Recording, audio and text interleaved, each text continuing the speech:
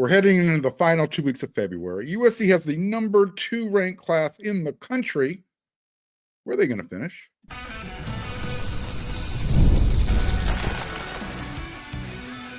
You are Locked On USC, your daily podcast on the USC Trojans, part of the Locked On Podcast Network, your team every day. Fight on, everyone. I'm your host, Mark Colkin, and thank you.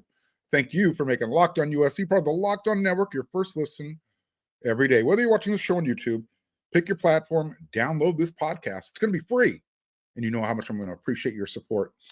Today's episode is brought to you by FanDuel.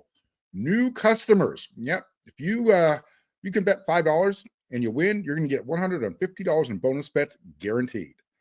FanDuel.com. So I'm asking this question. Where's USC going to finish with their recruiting class? We're depending on, hopefully you're watching this show Monday, first thing, February 17th, just a couple weeks left in the month as we really creep in and inch closer to spring camp. Where is USC's recruiting class going to end up, though? Where will it finish at the end of the year when that first signing day rolls in December? Again, right now, they're ranked number 2 in the country. They've got 9 commits.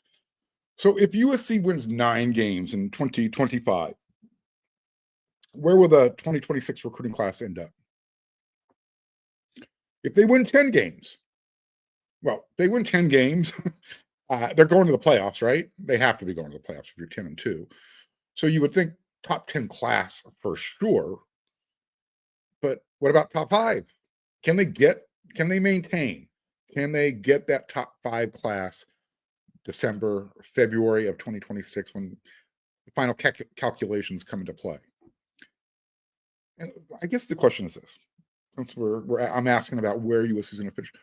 How big of a difference is there between a top 5 class and a top 10 class? Obviously, besides the bragging rights, you want to have the number 1 class, but that's the only championship Oregon's ever won. And how much does that really help? When someone says subjectively, you've got the number 1 recruiting class in the country, okay, it means that you probably got a lot of good prospects, a lot of good talent. That's all they are. And again, what's the difference between number 5 and number 10 besides 6, 7, 8, 9 that separate those 2 numbers? Again, it's such a subjective thing. So if USC finishes with the top 10 class, which I think they will, everybody should be pretty happy. Good things. This past 2024 class, 2025 class that USC just signed, depending on what platform you like to use, it's anywhere from 15 to 18, somewhere in that range. It's always adjusting itself. Bottom line, it wasn't a top 10 class. It wasn't up to USC standards. But again, the Trojans right now, they have 9 guys committed so far, which gives them the number 2 class based on who they're bringing in. And per on 3, let's look at their top 25 classes so far to date. So you got Oregon number 1, USC number 2, A&M number 3, Auburn 4, Tennessee 5, Penn State, LSU, Texas 8, Ohio State 9, Georgia 10. Then you have Notre Dame, Florida State, South Carolina, Miami, Florida, Oklahoma, Rutgers, Illinois, Baylor, Iowa at number 20, Houston, Arkansas, Arizona State, Maryland, UCLA rounding out the top 25. Besides Houston, Arizona State, Maryland, and UCLA rounding out that bottom top 25, what else did you notice? I mean, obviously, you heard me with a little bit of voice inflection there with Rutgers, Illinois, Iowa. They're in the top 20. Did you hear me mention the name Alabama? It's kind of weird, huh? A little odd. I guess does it matter where you're ranked in February? Rhetorically, no. It doesn't matter. I mean, you want to have that momentum. You want to feel good, like the program's heading in the right direction. Something to strive for, sure. But big picture means nothing. I mean, wasn't there a point last year around this time where USC had just Justice Terry, Isaiah Gibson. They were in the mix for Elijah Griffin. Those guys and a few others that were committed from Georgia. Remember that big crawfish boil that USC had? USC looked like they were on their way to having the number 1 recruiting class. And I think they got as high as number 5 at some point going into June. And then things kind of started falling into place for everybody else. I think everybody knew last year that the chances of USC holding on to those guys, slim, none. Not unless USC's collective, unless their NIL was willing to pay for it. This class, though, and I think it's different because of where most of the commits are coming from. 6 of the 9 are from California, Southern California. It's really good. And there's a lot more on the way who are considering USC as their landing spot. So right now, USC's highest rated player in the class, Xavier Griffin, he's from Georgia, but you get a different vibe from him than you did from Justice Terry or Isaiah Gibson. It's just, you kind of got the sense that it was cool that they were committing to Eric Henderson. But again, everyone knew in the back of their minds that it was a long shot. It was a long shot to keep those guys going the distance unless USC's House of Victory is willing to write the check, or USC went undefeated. And even then, if USC was 9-0, 10-0 as we're getting closer to signing day in December, it was still going to be an NIL type of deal. Just as Terry said it, I mean, everyone thought, oh, that dude's going to Georgia. He's going to Georgia. He's in their backyard. Dude is as country as it comes. But he said, I picked Texas because they had the better deal when it was time to put pen to paper. Those weren't his words, but he basically said Texas had the best deal. So I appreciate that candor. I wish more recruits would be like this. Like, you know what? They're paying. It's better than saying, well, this is my dream school, yada, yada, yada. And then all of a sudden something changes. I don't want to just don't. If you're going to play the game, just be honest. Everyone will be able to move on, and they'll probably respect you a lot more too. So for the class of 2026, that's what USC is focused on right now. USC has their NIL funds in order, allegedly. I'm not sure what that exact number is, since it seems to go up every year. But for 2026, they've got the funds in place that they need. And if something comes up, they have even some emergency funds that they can dip into, I guess, is the way they want to, if you want to categorize it that way.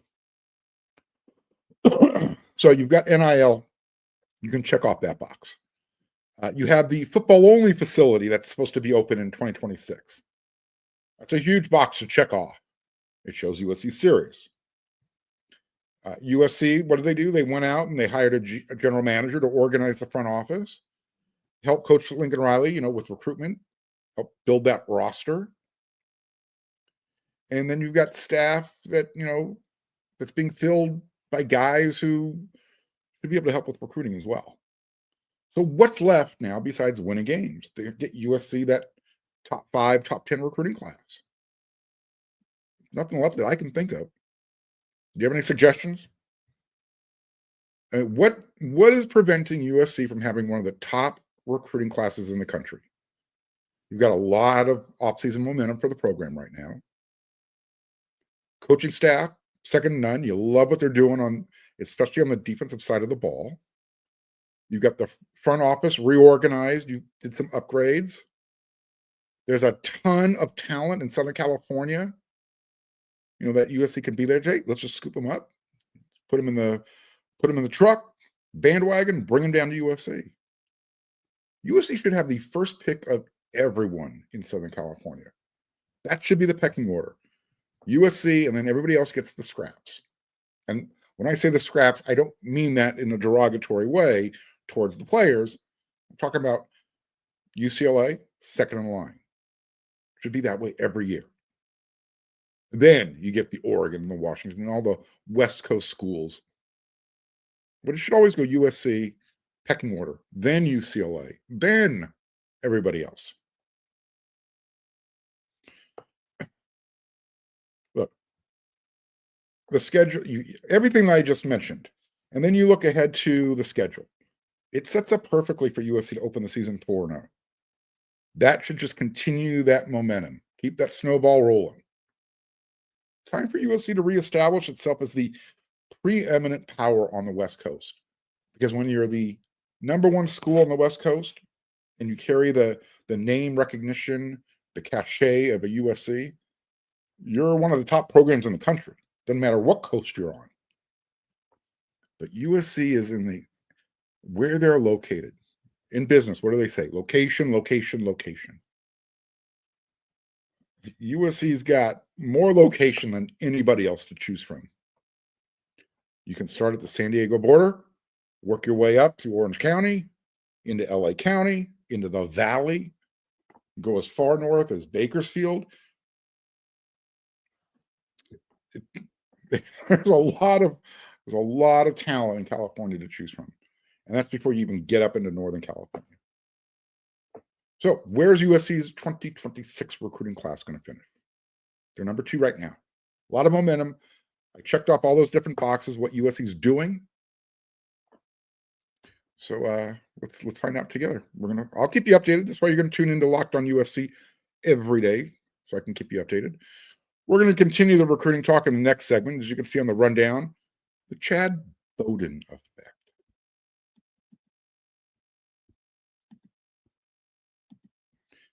When the game tips off, the NBA action is just getting started, and there's no better place to get in on the action than with FanDuel, America's #1 sports book. With FanDuel, you can place live bets through the game. So even if you miss the opening tip-off or you want to bet on a fourth quarter comeback, you can stay in on the action.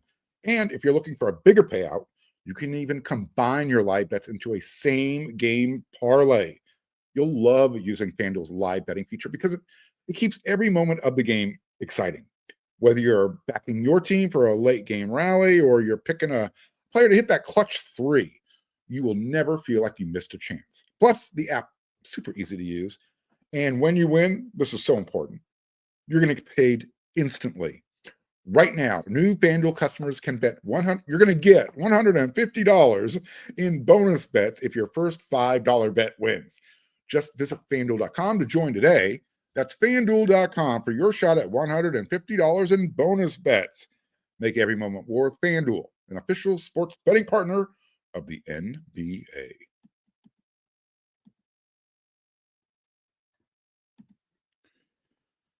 So I got an interesting, well, it started off as a text message, and then it turned into a phone call. But last week, late, this person hobnobs in the Southern California recruiting circles. He sent me a message that, hey, he was really excited. He was getting some big time positive feedback from parents of the recruits, parents of recruits in the poly community specifically. And it's like I said, it started with a text message, and it said this: Chad Bowden, and then it had like 5 of those fire emojis. I was like, okay. I responded, what did you do? What happened? Then the next message came across. Let's just say Bowden is going to start locking up some of these high-level recruits in the southern section. The reason I use that word, southern section, that is essentially Southern California. Okay, all those counties and cities that I mentioned in that first segment. It's a lot of talent. I said, all right, well, that's good news. I like that text message. If this leads to USC, if Chad Bowden, obviously, if this leads to USC getting Tom, the defensive tackle from Mater Dei, what about Samote Katawanga from San Juan Capistrano? Beautiful, fantastic. I'm ecstatic that someone from USC is generating that type of enthusiasm among the local recruits. I know a lot of you thought, Mark doesn't want a general manager. No, that was never the case. I know some of you like to hear what you want to hear. My question is, what is the general manager going to do to help USC? Because you've got NIL, you've got the transfer portal, and those have been USC's two biggest, call them hurdles to get over. So we'll see. Obviously, Chad Bowden now is generating the recruiting enthusiasm among the high school kids in Southern California. Ironic, Chad's not from Southern California. He did grow up a USC fan, though. So he gets USC in that regard. What was interesting, though, was that text message that came across that, hey, Chad Bowden's generating all this enthusiasm. I was kind of mildly surprised that Coach Riley's name wasn't being spoken about in the same light, so to speak. But I'm waiting to get some of that feedback because I said, hey, do me a favor, ask these same people, the same circle you're running in, why Chad Bowden has them feeling like this and why not Lincoln Riley, if that's the case. So I'm waiting to get some of that feedback, and I will bring it to you. But again, this person, he hangs out in the 5-on-5 lineman camps. So he's hanging out there with the giant skills guys, the Chris Talamayabo's group. He also hangs out there with the 7-on-7 circuit. Like I said, he said he's going to get me some of that feedback specifically about, how the recruits, how the parents feel about Coach Riley and his job recruiting and selling USC's program. I'm looking forward to that. I'm interested in that feedback. So as soon as I hit the circuit, as soon as I get out there to some of these spring and summer camps, I'm gonna explore it as well. I'm gonna talk to some of these parents. And as you know, I'm never gonna throw anybody under the bus, but when I bring you some info, it's going to be straight from the horse's mouth. It's not going to be third-hand stuff. So the one thing that stood out to the parents is, I said, what was that one thing? And he says, the parents are feeling the love. It's that they're feeling appreciated. And I was like, okay, great. So why now? Why all of a sudden going into year 4 with Lincoln Riley running USC's program? Where has this philosophy kind of been for the last, previous 3 years? So you got all this positive momentum, excitement, enthusiasm. It shows in the recruiting class. What's interesting is that, or what makes this really intriguing, is USC's coaching staff. Very few guys were California guys. You got Aaron Amama, Coach Dog. Dude deserves a huge shout out. He's been working, doing all that legwork behind the scenes. Really strong connections in the poly community. So you got to make sure that it's not just Chad Bowden showing up a few weeks ago. Obviously, this stuff's been going on before he showed up. So let's give some credit to those guys. Doug Belk, when you look at USC's recruiting class right now, it's pretty defensive back heavy. They're all from SoCal. Obviously, Coach Henderson, he's got that Pied Piper thing going with him. So you got Coach Belk, you got Coach Henney, who's been in California. He was with, coaching with the Rams. They're developing relationships.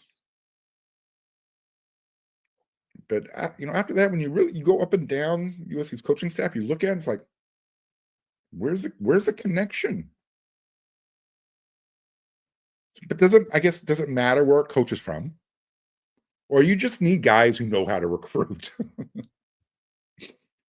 When we were introduced to the new staff, what was it, a couple weeks ago, Trovon Reed really stood out. He's not from Southern California, but I know where he gets a lot of his philosophy from. Pete Carroll, if you're an everyday viewer of the show, I told you that story. Pete Carroll is what got Trovon Reed interested in coaching. So we know that he's going to always have Pete's He'll be able to call up Pete whenever he needs to if he has any questions. How do I make this happen in SoCal? Pete will give him the answer. So again, doesn't matter that USC's coaching staff isn't from California per se. I don't think it does. I think it just matters that they understand the market. And you listen to the parents, you listen to the recruits, find out what makes them tick. Sometimes you can oversell. Sometimes less is more. If you've ever done any type of sales, if you lose a sale, you want to know why you lost a sale. You do that whole Columbo thing where, one more thing before I leave. What about? It's almost like what do I need to do differently to make it work the next time? Make them tell you why. If you don't ask for it, you'll never find out. So you got Chad Bowden. He's obviously having a pretty positive. He's having a really good positive effect so far in the time he's been out here with USC. He's making the rounds, and when I'm getting that kind of feedback that the parents are happy, it's a good thing. Because once you got mom on board, you pretty much got what you need to make it happen. Now, obviously, we're in a different era. NIL plays a role. So you got to make sure you're covering all the bases. But for the time being, let's take the good and just keep rolling with it. You've got the number 2 ranked class in the country. All those guys were committed before Chad Bowden came on, before any of these new assistant coaches were brought aboard. And we know USC is in line for a lot of the top talent in Southern California. So it's like handing the baton from the guys who ran that first leg, the Coach Dogs, Belks, Hendersons. And now you've got Chad Bowden, his team coming in with Trovon Reed, Chad Savage, who's going to be very instrumental in how USC's recruiting class ends up, especially the kids, the young men from Southern California. So you got all this working together. Just keep that momentum rolling. Oh, we got one more segment. One of my everydayers asked me, said, "Hey, Mark, can you give us an update on some, the new guys who were enrolled and what number will they be wearing?" I got you covered. We're going to do that in the next segment.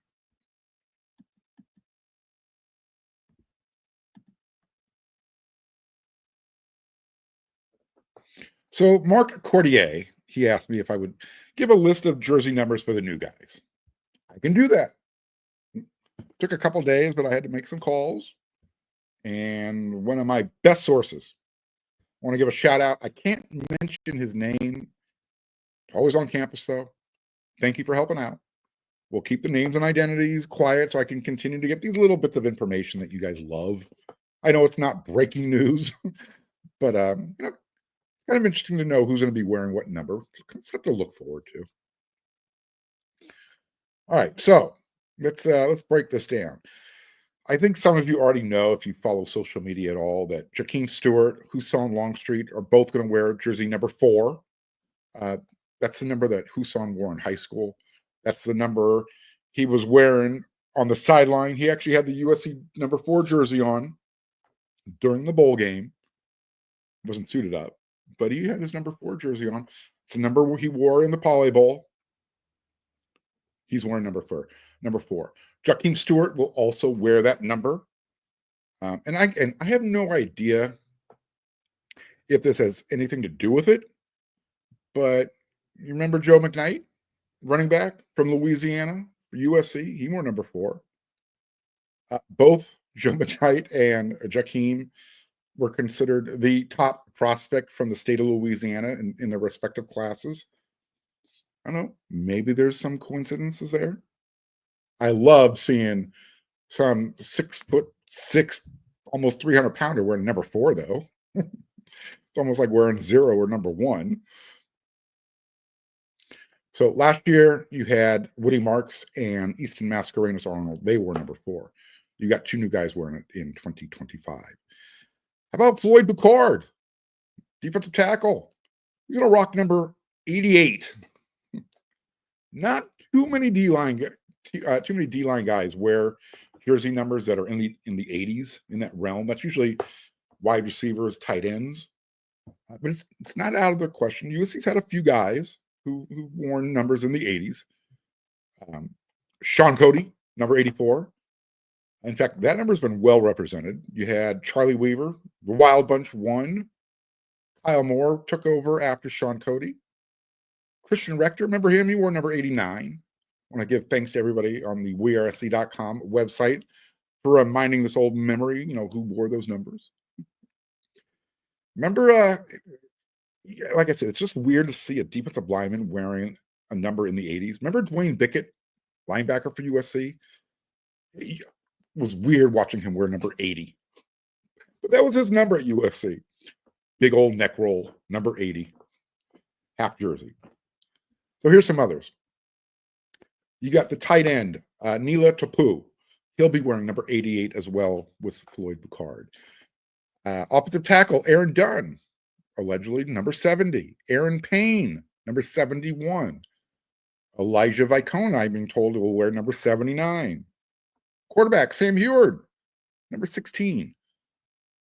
I know someone's worn it since then, but I think, Paul McDonald, Rodney Peete. Quarterback number 16. How about center, Willie Washer, number 52. I mentioned, DJ Wingfield. He's going to wear number 56. You got defensive lineman Cash Jacobson from Oklahoma. He's going to rock number 98. DJ Harvey, defensive secondary, cornerback, number 2. It's a big number. You got guys Taylor May, Steve Smith, Jalen Smith. The safety transfer from North Carolina State, Bishop Fitzgerald. He's going to wear number 19. Running back, Eli Sanders, numero uno, number 1. You have DB Alex Graham, 27. You've got the center transfer from Syracuse, John Ray Reed, number 50. So those are just some of the numbers that have been thrown at me. I'll get more as they come at me. But again, Mark Cordier, there you go. You asked, you shall receive. Some of those numbers that I read off, do they remind you of any of old school players who also wore those numbers in the past? Talk to me. Hit me up in the comments section. I loved strolling through memory lane, remembering guys who wore those old numbers. We all know 55, sacred number. They retire the Heisman numbers. There were 5, 55. 55 we know that's a special number. It hasn't been retired. Is anybody going to get that number on the roster right now? Is there somebody who has a chance to earn that 55? Hit me up. Let me know. I'll be back with another episode tomorrow. We're going to talk some hoops. I got some feedback about not mentioning, let me just get out of the way right now. I got some feedback. Hey, Mark, you know what? I can't believe you didn't mention USC's win over UCLA and Juju Watkins. I talk about men's basketball for 5 minutes and I get yelled at. And I just don't want to come across as a hypocrite. Number one, I appreciate that women can play sports. I love it. I want them to do as well as they can. I just don't watch it. So if I'm not watching it, it's going to be hard for me to talk to you about it without, just sounding like an idiot. A bigger idiot than I already do sound like. But you can't deny what Juju did. She stuck the stat sheet. 38 points, 5 block shots, 5 assists, rebounds. I think she's the only person to do it in the NBA, WNBA, college, men or women. She put up this crazy number. And again, the number 6 ranked Trojans beat the number 1 ranked UCLA Bruins. Great win. Galen Center was packed. A couple days later, USC's playing Minnesota in basketball at Galen Center. Saturday afternoon, 1 o'clock. You can barely get 5,000 people into the arena. Are you serious? You guys, I want to talk about basketball, and I will talk about the women's team just because there are a few fans out there. But let's be honest. You're all a bunch of bandwagon fans. If USC's women's team wasn't doing as well as they are, you wouldn't be showing up. You wouldn't want me talking about it. And again, you look at the way the men play, they give you every ounce of energy they have. They play hard. You don't support them. And that's why they're losing these tight games at home. They don't have any energy to feed off of. When USC got down to UCLA, the crowd helped them out. So to the crowd who wants me to talk about basketball, women's basketball, you got to help me out. You got to help the team out, your team. Show up. Give them that energy that they need. So when they're in those tight games at home, they hear you. They shouldn't be dealing with the stuff they dealt with against Michigan State or Michigan earlier. It's embarrassing. It's got to stop. So props to all of you who showed up to Galen for the USC UCLA women's game. You made a difference. You helped out. Well, Juju did all the hard work, but she needed your support. The men's team could use your support as well. I was one of the guys who said they can get to 20 wins this year. Well, not when you're losing at home to Minnesota. Not when you're losing in Northwestern. You can't give up those games. You can't give up games at home that you should be winning. All right. Enough of a little extra rant in there for you. Wasn't anticipating that, but I wanted to address that. But today, it's all about recruiting, and USC football recruiting is on a roll. All right. I'll be back tomorrow with another episode. Until then, everyone, you know what to do.